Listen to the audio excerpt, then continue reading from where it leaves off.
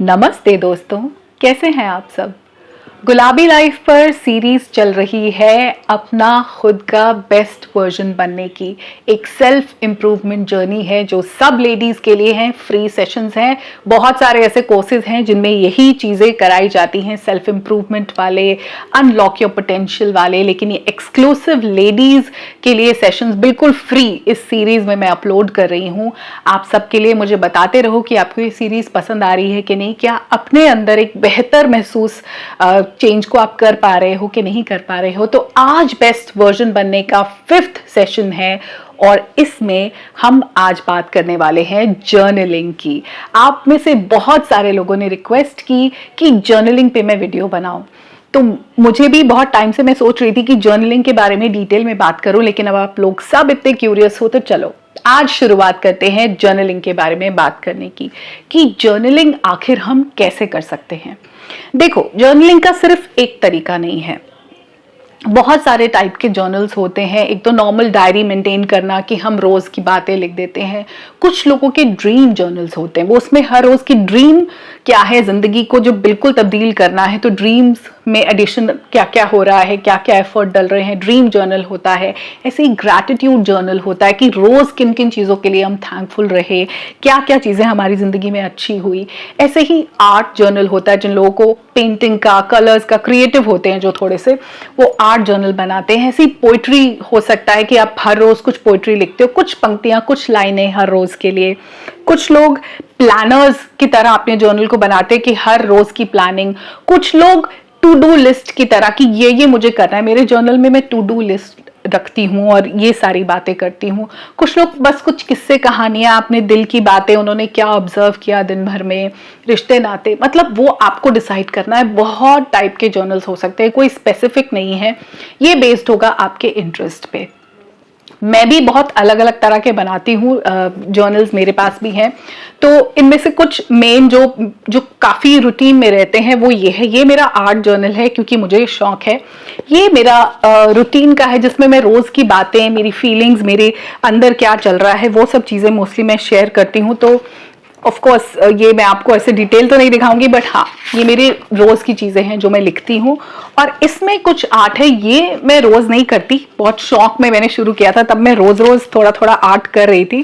But अभी कभी कभी मेरा जब बहुत मन करता है तब मैं कुछ क्रिएट कर देती हूँ। आर्ट जर्नल पे आपको बहुत सारे वीडियोज़ डिटेल में मिल जाएंगे, तो आप कर सकते हैं उस तरह के, अगर आपको रंग समझ में आते हैं और अगर आपको ऐसा लगता है कि आपको शौक है और ये चीज़ें आप भी कर सकते हो, तो इस तरह के भी ऑफ कोर्स आप जर्नल्स बना सकते हो। ये पूरी आपकी मर्जी है, आप किस तरह करोगे, it is your completely your wish, अगर आपको इस तरह के क्रिएटिव आउटलेट्स पसंद है।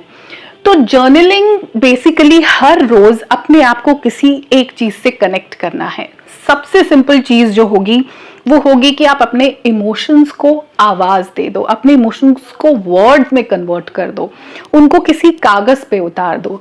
कई बार हम खुद ऐसे कॉम्प्लिकेटेड इमोशन से डील कर रहे होते हैं, हमको समझ में नहीं आ रहा होता ये चल क्या रहा है। मतलब बाकी लोगों को तो फीमेल्स कॉम्प्लिकेटेड लगती ही हैं, कई बार हमको खुद को महसूस होता है ना कि सब कुछ बहुत अजीब सा हो रहा है, क्या फील हो रहा है। किसी दिन लहरों की तरह आता है, किसी दिन बहुत अच्छा महसूस कर रहे हैं, किसी दिन बिना बात के डिप्रेस्ड हैं।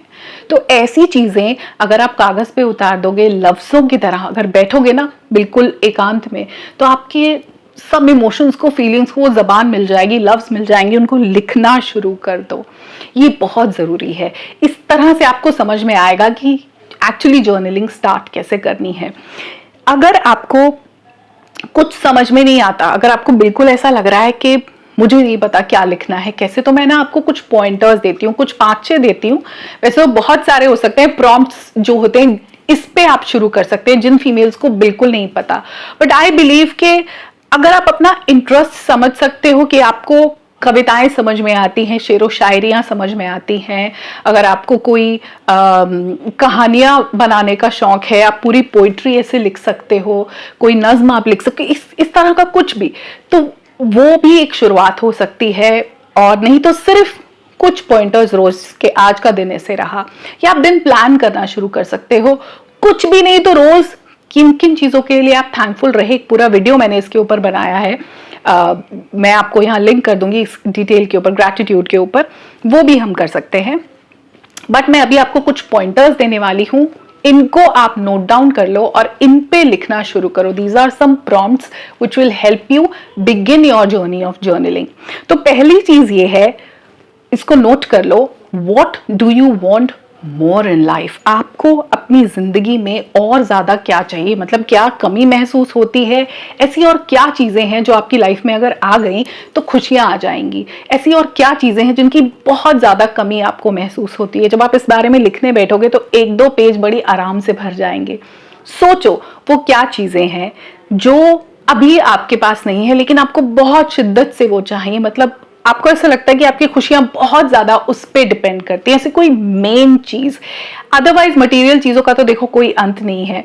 जिसके पास ऑलरेडी एक अच्छी बड़ी गाड़ी है, एसयूवी ड्राइव करते हैं, उनको मर्सिडीज चाहिए, फिर और बड़ी फॉरेन वेकेशन, 3 बेडरूम अपार्टमेंट है तो बंगलो चाहिए, बंगलो है तो पता नहीं स्विमिंग पूल वाले घर चाहिए, क्या चाहिए, तो अंत नहीं है. लेकिन अभी ऐसी कोई मेजर कमी जो आपकी जिंदगी में है जिस पे आपकी खुशियां बहुत ज्यादा डिपेंड करती है, उसके बारे में लिख सकते हो.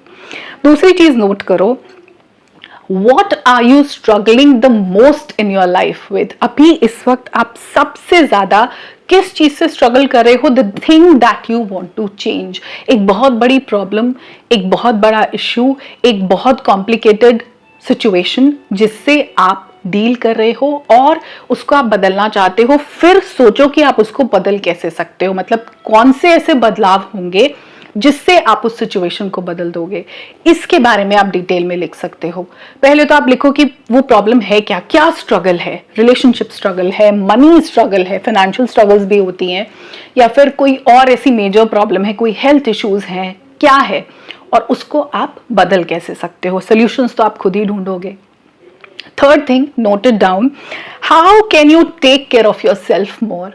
मैंने सेल्फ केयर पे डिटेल में वीडियो बनाया है, लेकिन आपके हिसाब से आप खुद की सबसे ज्यादा केयर कैसे कर सकते हो.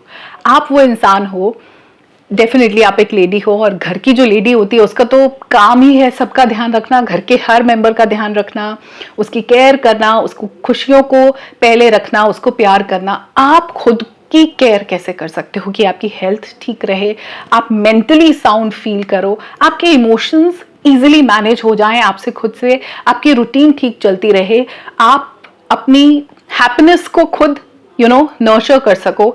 इसके लिए आप खुद की केयर कैसे करोगे. अब इसमें आप सोच सकते हो कि आप दूसरों से क्या एक्सपेक्ट करते हो, वही सेम चीजें आप खुद के लिए करोगे तो आप काफी कुछ लिख पाओगे इस बारे में.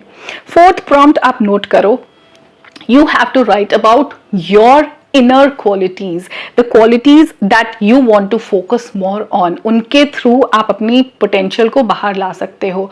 आपकी क्वालिटीज क्या है. और मैं बहुत बार ये बोलती हूँ कि हम में से कोई भी जीरो टैलेंट के साथ पैदा नहीं हुआ. हम सब में कुछ ऐसी क्वालिटीज हैं जो हम जानते हैं कि बाकियों से बेटर है. आप सिंगिंग करते हो, आप नाचते बहुत अच्छा हो, एक्टिंग कर सकती हैं कई फीमेल्स, आप कविताएं लिखते हो, आप पेंटिंग्स बनाते हो, आप स्टिचिंग बहुत अच्छी करते हो, आप निटिंग बहुत अच्छी करते हो, खाना बहुत अच्छा बनाते हो, बेकिंग आपकी कमाल की है, आप होम ऑर्गेनाइजेशन में कमाल हो, आपकी क्लीनलीनेस इम्पेकेबल है. कोई आता है आपके घर तो वो देखता है क्या साफ घर रखा हुआ है. आपकी इनर स्ट्रेंथ क्या है जिसपे आप और ज्यादा फोकस करके अपनी जिंदगी में पॉजिटिव चेंज ला सकते हो. ये इस बारे में लिखना शुरू करो. फिफ्थ चीज जिसपे आप लिखोगे वो है, what is that thing that you love and what exactly is love for you. आपके लिए लव क्या है and how would you feel more loved. मतलब पहले तो आप लव को डिफाइन करो, लिखो, चाहे 10 पेज हो जाए, लिखो आपके लिए प्यार क्या है, what is love for you. हर इंसान के हिसाब से लव कुछ और है. किसी के लिए रिस्पेक्ट है, किसी के लिए केयर है, किसी के लिए फिजिकल इंटीमेसी है, किसी के लिए बहुत सारे इमोशनल फीलिंग से डील करना है. आपके लिए लव क्या है और ऐसा क्या होगा कि आप और लव्ड फील करोगे. आई थिंक लव के बारे में जब लिखने बैठते हैं तो बहुत सारी लाइनें, शायरी और बहुत कुछ आ जाएगा. तो इस पे तो एंडलेसली लिखा जा सकता है. और जो आखिरी चीज है वो है, you have to write down at least 20 things to start with which you are absolutely grateful for. Things that you are most grateful for, things which you can show a lot of gratitude to. आपकी जिंदगी में मैं 20 बोल रही हूँ, आप 40 भी लिख सकते हो, 100 भी लिख सकते हो. तो वो कौन सी चीजें हैं जिनके लिए आपके अंदर ग्रैटिट्यूड है। ग्रैटिट्यूड के बारे में लिखने बैठो ना तो आई थिंक बहुत सारी, मतलब एक के बाद एक चीजें निकलती आती हैं। अगर कुछ समझ नहीं आए, मैं फिर रिपीट कर रही हूँ, अगर कुछ समझ नहीं आए तो ग्रैटिट्यूड जर्नल से शुरू करो। हर रोज दिन के आखिर में वो 5 चीजें लिख लो जिसके लिए आप थैंकफुल रहे। ये तो कुछ प्रॉम्प्ट्स मैंने आपको दिए, इन पे आप शुरुआत कर सकते हो। अगर आप इस एक्टिविटी को 21 दिन कंटिन्यू करोगे ये हैबिट बन जाएगी। So make your diary. Art के फॉर्म में करना है, पोइट्री के फॉर्म में करना है, सिंपल लाइन्स की तरह लिखना है, कहानी बनानी है, अपनी जिंदगी की कहानी बनानी है, वो आपके ऊपर है। जर्नलिंग शुरू करो और फिर जब आप इसको कुछ दिन करोगे आपको अपने आप पॉजिटिव चेंज नजर आने लगेगा। तो ये एक वीडियो था अबाउट जर्नलिंग और आई होप आपकी सेल्फ इंप्रूवमेंट जर्नी अच्छी जा रही है। You are reaching closer to becoming your best version through this series. कैसी लग रही है सीरीज मुझे बताना कमेंट्स में, और मैं मिलूंगी आपसे अगले वीडियो में। तब तक अपना ध्यान रखिए, खुद से बहुत ज्यादा प्यार कीजिए। नमस्कार।